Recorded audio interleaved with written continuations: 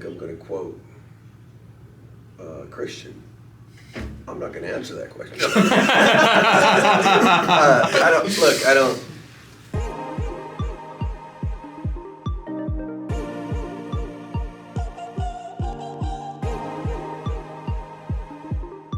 You know, they had one guy that really kind of carried them. The libero played really well.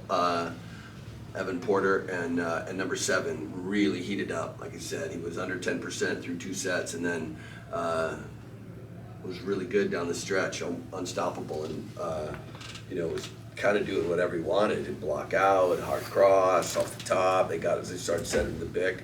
They set him more on from the back row tonight than they did last night, and he played good.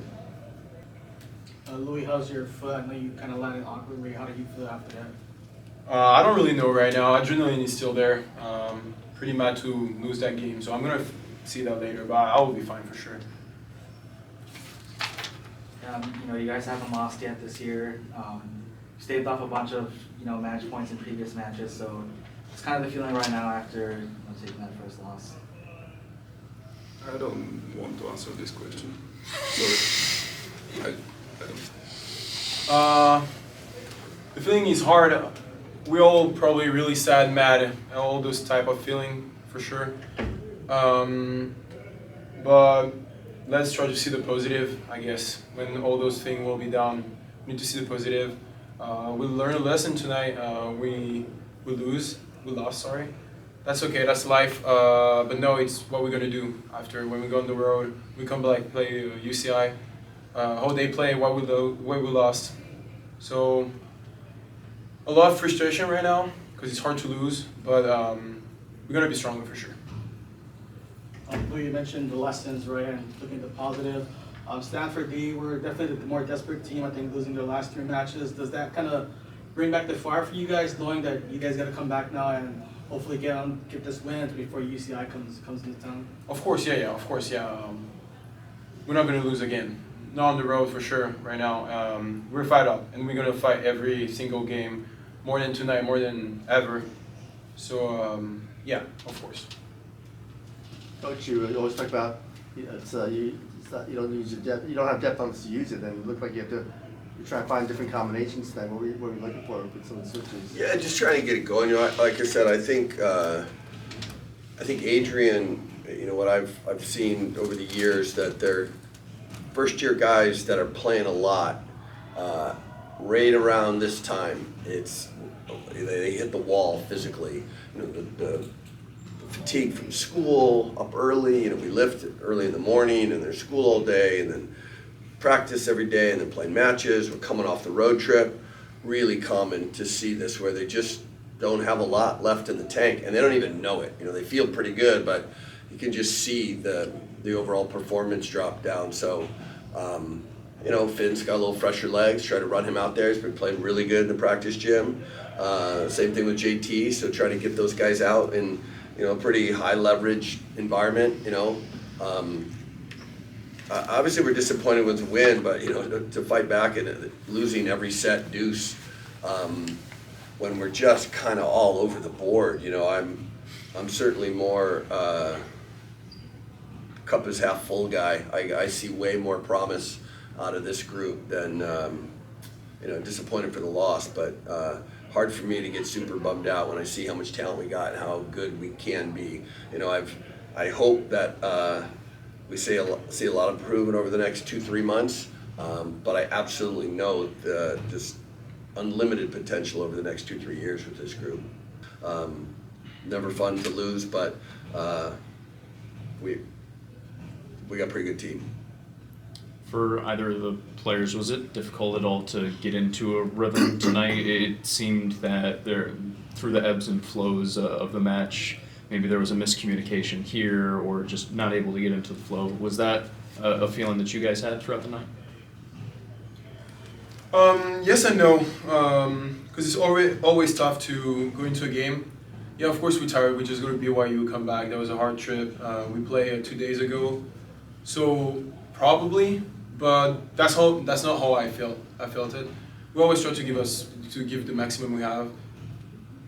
Go hard on the flow, probably, but we just gave everything, I think. So I said that personally. I don't know about the whole team, but we tried to put a lot of energy, and all the fan was there to help us too. So that helped for sure. If it was empty, it's harder to play. But everyone was there, and so yeah, I don't really know, but we try our best. I look at like it was a weird.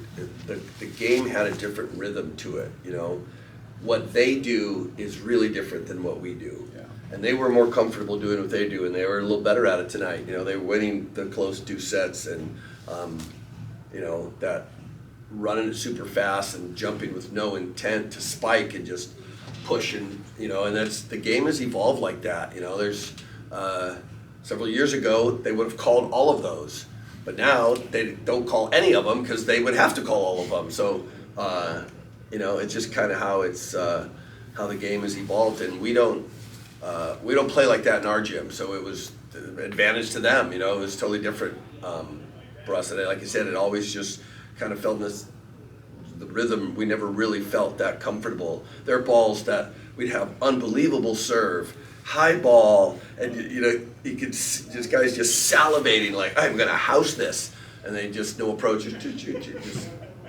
you know, it was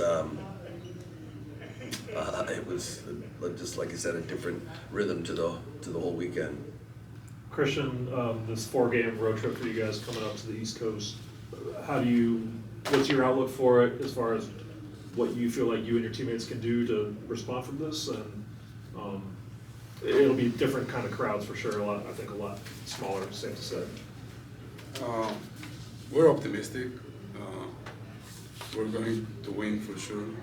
We'll take a little break after this game. We'll try to start the next game less healthy in Louis' way. Also, other people just to clear their mind. Everyone just try to play better, and I think we'll win.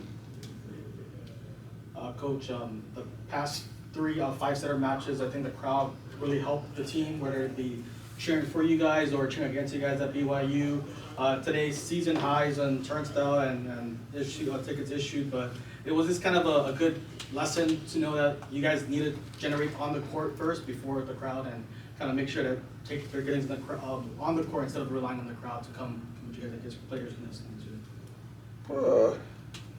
I think I'm going to quote Kristian.